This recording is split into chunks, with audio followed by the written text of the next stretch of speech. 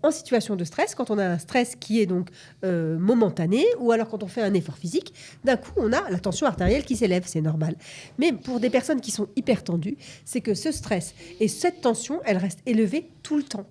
Feel Good pour être bien dans sa peau et dans sa tête. Salut à tous, bienvenue. Aujourd'hui, émission Feel Good. Nous allons parler de l'hypertension, surtout après 50 ans. Donc, si vous êtes concerné, restez avec nous. Comment l'éviter? Qu'est-ce qu'on peut faire pour en parler? Carole Carat. Salut Carole. Salut Cathy. Bienvenue, on est ravis de te retrouver. Alors, un sujet un peu sérieux ce matin. Oui, j'ai choisi en fait un sujet sérieux parce que d'abord, c'est quelque chose dont je me suis vraiment intéressée. Et puis en fait, en creusant un peu plus, je me suis rendu compte que je n'étais pas la seule à m'intéresser à ça.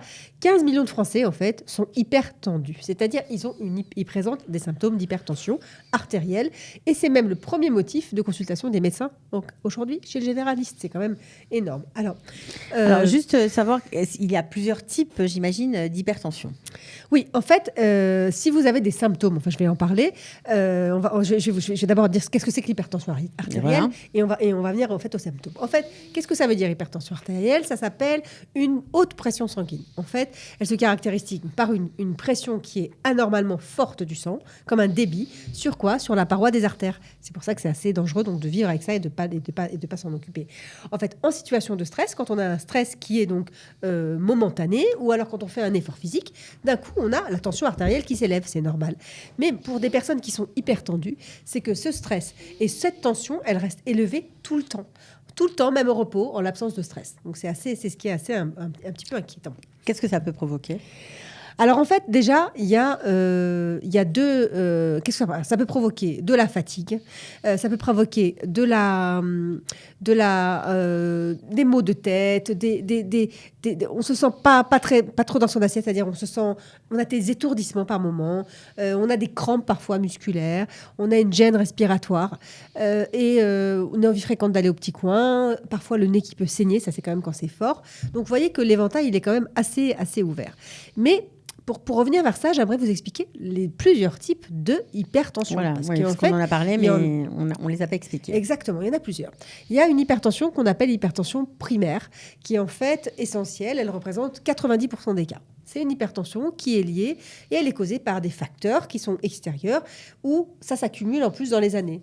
À 30 ans, on était stressé, mais à 40 ans aussi, à 50 ans. Et hop, ça s'accumule. C'est lié aussi à l'hérédité. Ma mère a de la tension, ma grand-mère avait de la tension, voilà. C'est très chez les hommes. Sachez-le, aussi beaucoup, c'est fréquent chez les femmes et fréquent chez les hommes. Et c'est lié aussi aux habitudes de vie. La sédentarité, le surpoids, le tabac, l'abus d'alcool, le stress, tout ça, ça augmente encore plus la tension artérielle. Mais bon, si vous ne fumez pas, vous êtes plutôt sportif, etc., mais que vous avez un lourd passé de par vos parents, un passé génétique conséquent, vous pouvez avoir de la tension, même si vous êtes un élève modèle. Exactement. Et là, c'est plus embêtant parce que ça veut dire que si cette personne, déjà, elle mange très sainement, elle mange pas de sel, on va y revenir, le sel, c'est catastrophique pour la tension. Okay. S'il y a une personne qui mange sainement, qui fait du sport, et qui a quand même de la tension, qui ne vit pas stressée, alors là, effectivement, ça va être un petit peu embêtant, c'est-à-dire qu'elle n'aura peut-être pas le choix de passer à des médicaments. Moi, ce que j'aimerais voir aujourd'hui avec vous, c'est comment, quand on se rend compte en fait que la tension est élevée, comment essayer déjà de la faire baisser de manière naturelle. Alors juste avant, pour ceux qui nous suivent, parce que je sais très bien que le mode de lecture de la tension en Israël et en France n'est pas le même. Est-ce qu'on peut expliquer comment on lit la tension, comment elle se lit? Oui, en fait, vous savez qu'il y a deux numéros. Alors, en France, il faut avoir idéalement 12,8 pour être au top. Ici, ils vous disent qu'il faut avoir 120,80. OK, il rajoute un zéro. Il rajoute un zéro. Déjà, si un jour vous prenez votre tension, qu'on vous dit 130, 70, ne montez pas au plafond. Ça va encore, c'est normal. Alors, ce qu'il faut savoir, c'est qu'en fait, il y a deux pressions qui sont mesurées. La première, le fameux premier chiffre de 13 ou 130, et c'est une tension qu'on appelle la pression systolique. Et la deuxième, donc elle correspond en fait à la pression de votre sang quand le cœur se contracte et il envoie le sang dans les artères. Ça permet la circulation du sang dans tout votre corps. Donc ça, c'est la première pression, c'est le premier chiffre, la pression systolique. La deuxième, c'est la pression diastolique. Et ça, alors, c'est la pression qui continue de s'exercer sur les artères entre chaque contraction. Donc ce moment, quand le cœur se détend et reprend son volume, ce qui permet aux cavités cardiaques en fait, de se remplir de sang. Cette pression, en fait, ce chiffre, le deuxième, il a tendance à augmenter avec l'âge. Il était plus bas quand on était plus jeune et quand on passe le cap de la soixantaine, il diminue après graduellement. Mais jusqu'à 60 ans, à peu près, il monte. monte. Voilà, D'accord. en fait, pourquoi il redescend en raison de l'affaiblissement des vaisseaux sanguins. Voilà, donc quand on parle d'une tension de 120-80 ou alors de 12-8, en fait, c'est une tension qui est relativement très équilibrée. Quand on parle de 17, 18, 19, 20. Alors, dès que vous avez franchi 14, au-dessus des 140, au-dessus des 150 ou 14 ou 15, là, il faut commencer à ralentir le rythme, se poser la question de ce qu'on mange. Vraiment, éviter le sel dans votre alimentation. C'est très, très important. En fait, une chose importante, il y a du sel dans tout ce qu'on mange. Donc, évitons d'en rajouter. En Israël, on a même les petites étiquettes rouges maintenant où il y a marqué nitrane. Et là, sachez que quand on prend la consommation de sel par jour, elle est censée être de 2,3 maximum. Et dans une boîte, ne serait-ce qu'une boîte de thon, par exemple, il y a presque le tiers de la consommation dont on a besoin pour la journée. En boîte de thon, en conserve. Donc, on a tendance, en fait, à manger beaucoup de sel et en rajouter. Sans s'en rendre compte. Sans s'en rendre compte, exactement. Donc, alors, on a parlé, juste avant que je te pose la question concernant la lecture de la tension, tu voulais nous expliquer comment on peut éviter que cette tension monte. Alors, déjà, la première chose, c'est éviter le stress, si on peut. Éviter le stress... vous savez, quand on dit « Ah, Pépé, fais attention, ta tension va monter parce que tu vas être stressé par quelque chose. » Non. Évitez le stress. Comme je vous avais dit, essayez de se protéger, se calmer quand on est trop nerveux, parce que la nervosité, ça fait grimper d'un coup la tension, première chose. Deuxièmement, bien sûr, faire du sport. Quand on fait du sport, on a des très, très bons résultats. On voit très, très vite l'incidence sur la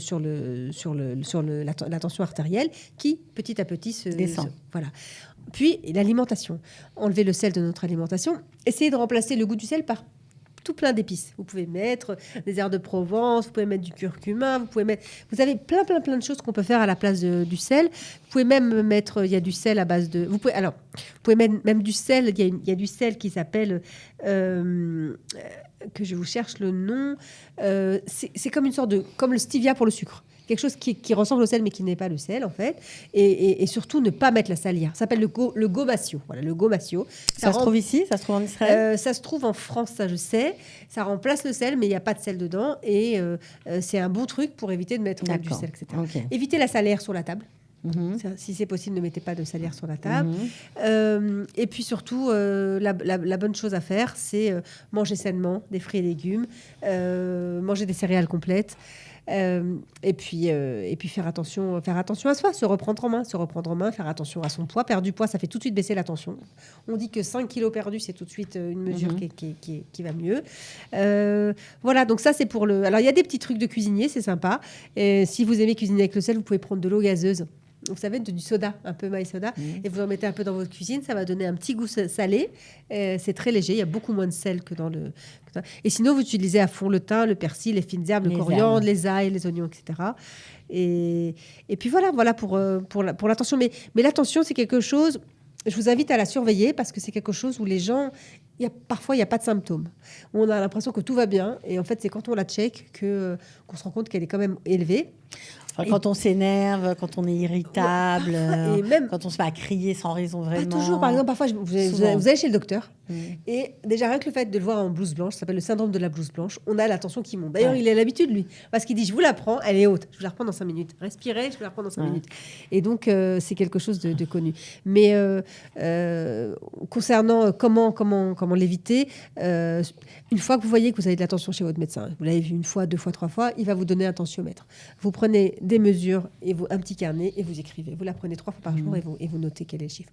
Si effectivement ça reste dans les sphères hautes, il faut vraiment consulter. Une fois que vous avez fait tous ces conseils-là. Voilà. Merci beaucoup, Carole Caral. Merci, Cathy. À bientôt. Bonne chance, bonne santé. Au revoir. Feel Good pour être bien dans sa peau et dans sa tête.